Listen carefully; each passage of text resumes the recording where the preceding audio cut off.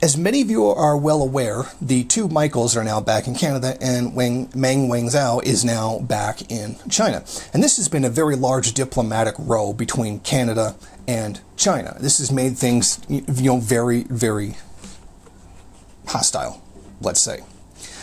Let's start with the obvious here.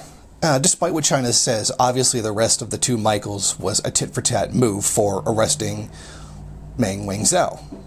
And the release of them at the same time should not be considered a coincidence either. Let's face it, it was.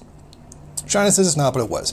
This does not mean that the two Michaels didn't do anything. This doesn't mean that they weren't operating in a manner which sought to undermine the Chinese state. Now, if that's your job and that's what you do, fine. But it's another thing to go around claiming that's not what you're doing when it is what you do. That's like catching a CIA agent in China and then saying, well, he wasn't doing anything. I mean, come on.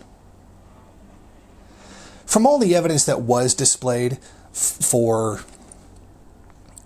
the two of them writing up reports and then giving them out about military positions, what kind of military hardware was in what area around the border between the DPRK and China.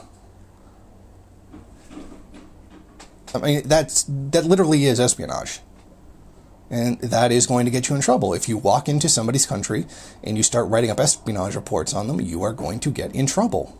The same thing if a Chinese operative were in the US and did the same thing. This isn't rocket science here, that's what happens. But what's important is that the Western media completely ignoring this fact. Now, they'll acknowledge that they were in the Dandong area. Now, if you know your geography, then you know that this is the border between China and the DPRK. That is a very sensitive area. And if you're not in a tourist group, you don't go anywhere near that area. You see, that's a very sensitive area to the Chinese government, and most likely the reason why is that they're conducting illegal trade. But the two countries, the DPRK and China, are conducting trade that violates U.S. sanctions. And that's very likely what's going on, and why they don't want anybody near that border causing any problems. I mean, you could say, well, there's no evidence of that, and I would say it's very likely. Sorry about that. But I mean, in the end... oh, thanks a lot. You made me lose my train of thought. Anyway. Why wouldn't they do trade? I mean, to hell with the sanctions. The UN sanctions on the DPRK are unjust anyway. So I say, go ahead. To hell with them. Do it anyway. So... that's the reason why this area is very sensitive. Not to mention, that this is a border between two countries, which is always a sensitive thing anyway. Anybody who tries to cross the bridge from Canada into the United States, if you were to get out of your car, the U.S. Border Protection will swarm your ass. And I know this because I saw it happen once. Okay. So we've established that if you do this, if you F around, you find out. And that's essentially what happened. But the dishonesty of the media has been to completely ignore this part. Oh, no, they weren't doing anything. They were just businessmen. Is that why one of them had a student visa when he wasn't a student? Is that why one of them was running an NGO that wasn't approved by the Chinese government, which is illegal? Very clearly, the two men were working as intelligence assets spying on China. Or more specifically, the border between China and the DPRK. And both of them having quasi-connection to DPRK groups. So it's not like they were total strangers around that area. Now, I know two people that actually have met these Michaels. One of them works for a company that will remain nameless, and another one is a guy that I know who would also like to remain anonymous. Now, they've told me some stuff that the Michaels were doing on the ground. None of it really particularly related all that much to why they were arrested, but since I can't objectively prove that these things happen, obviously I can't really report them as facts in this case. But let's just say there were some people on the ground that weren't too fond of them in the way they acted. Let's just say that.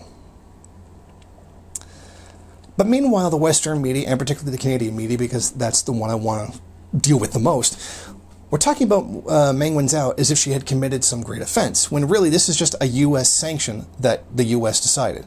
Okay, you can't do business with Iran. Of course, we have no international authority to actually carry out that sanction, like, say, a governing body like the UN would. So the U.S. can just unilaterally decide that two countries can't do business with each other. Sorry, who died and made you dictator of the world? You know what I mean? And then to demand another country arrest somebody for that thing that they frankly don't have any legal or moral grounds to force on other countries. So you can see how completely BS her arrest was from the beginning. This is not a praise China thing, because obviously, you know me, I really don't praise China at all. But you support them when they're right and criticize them when they're wrong. And in this case, China is right. But that's the kind of two-faced media thing that we've been getting. Now, even very interestingly, the most recent development I thought was hilarious was a member of Canadian Parliament, who I believe is Chinese himself, said that all those people who were protesting in support of Meng Wanzhou in Canada were Chinese assets. And that's proof that China has been interfering in the Canadian political scene, or the Canadian political process. Because somebody like the Queen has never done that. Or the United States government. Or the entire corporate world, for that matter. But it's interesting, because nobody could possibly support Meng Wanzhou, so therefore anybody who does must automatically be some kind of paid shill or crisis actor. I don't know what word you'd use. Obviously, that's complete nonsense. Believe it or not, there are Chinese people in Canada who don't agree with a hostile foreign policy towards China. It's called not wanting war, and that's a reasonable position that a lot of people would take in this regard. A lot of Canadians don't want war with anybody, especially China, a very large, economically powerful institution. But we understand this. This is East versus West kind of thing. This is Canada carrying out U.S. interests, because that's a thing that we do quite a lot, because we basically have no real independence to speak of. We do whatever the U.S. tells us to do, or the U.K., depending on what day it is. But that's the situation we find ourselves in. And I thought these were some really important points that the mainstream media was deliberately leaving out. I mean, of course, the media mostly lies by omission rather than a direct, overt, outright lie, which, of course, they certainly do. But that's the situation we find ourselves in.